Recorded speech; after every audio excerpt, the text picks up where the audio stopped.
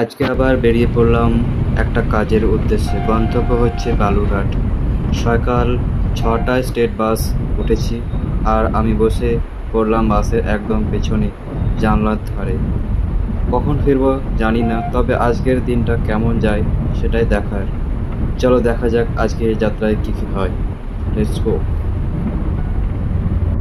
Finally বাস যাত্রা ভ্রমণের পর আমরা অফিসে পৌঁছালাম এবং ভিডিও করার জন্য ফোনটা রেখেছিলাম। তো হুট করে একটা মহিলা চলে এলো, তো ফোনটা আমাকে হাতে নিতে হলো। তারপরে আমি আবার ফোনটাকে রাখলাম। চলো কথা বলি।